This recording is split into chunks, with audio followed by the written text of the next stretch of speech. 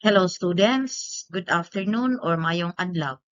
So karong adlaw or today I'm going to solve one gravimetry problem. This is a problem of precipitation gravimetry. So this is the problem.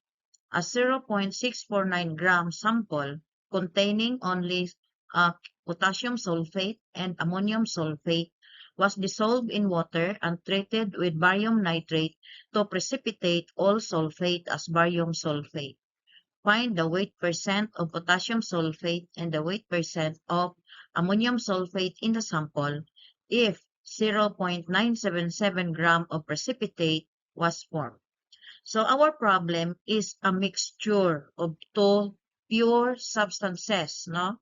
It contains only potassium sulfate and ammonium sulfate. The mass of our sample used taken for analysis is 0.649 gram sample.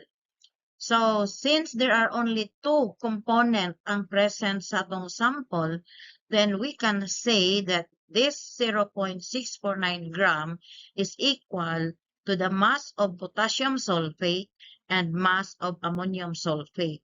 We do not know how much potassium sulfate is present, and we do not know also how much ammonium sulfate is present in the sample.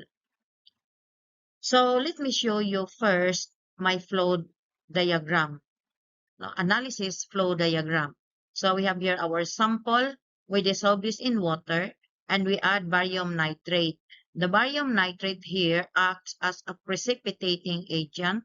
So this barium ion from barium nitrate reacts with the sulfate ion from the potassium sulfate and ammonium sulfate, forming barium sulfate precipitate. So duha ang atong sources sa barium sulfate.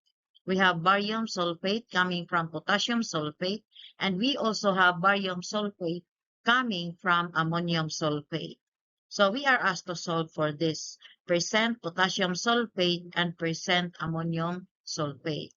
Now to solve percent potassium sulfate, we are going to use this formula. Percent potassium sulfate is equal to mass of potassium sulfate divided by mass of sample times 100. While percent ammonium sulfate is equal to the mass of ammonium sulfate over mass of sample times 100. Now, since we do not know what is the mass of potassium sulfate and mass of ammonium sulfate, since we do not know the mass of potassium sulfate and mass of ammonium sulfate, we let X mga maoy mo represent sa mass of potassium sulfate and 0.649 minus X must be the mass of ammonium sulfate.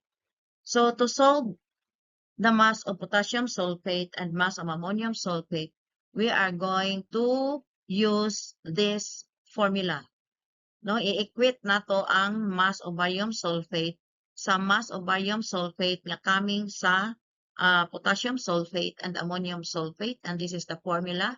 Mass of barium sulfate equals the mass of potassium sulfate times the formula weight of barium sulfate over the formula weight of potassium sulfate plus 0.649 minus X times the formula weight of barium sulfate over the formula weight of ammonium sulfate. So kaning part here, we call this gravimetric factor. So this gravimetric factor converts the mass of potassium sulfate to mass of barium sulfate, and also this gravimetric factor convert the mass of ammonium sulfate to mass of barium sulfate. Now, everything is given. So, the formula weight of barium sulfate is 233.39. I-substitute natin diretso ang atong gravimetric factor. So, this is 233.39 divided by 174.27, which is the formula weight of potassium sulfate.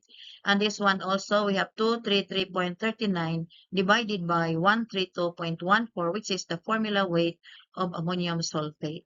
So, using algebra, using the knowledge of algebra, we can simplify this equation and solve for X. So simplifying this equation, we obtain x equal to 0.39648, or we can round off this to 0.396 grams of potassium sulfate. So we have now mass of potassium sulfate. So we can now solve percent potassium sulfate, which is mass of potassium sulfate over mass of sample times 100. So simplifying this, the answer is 61.09%. Now, since the mass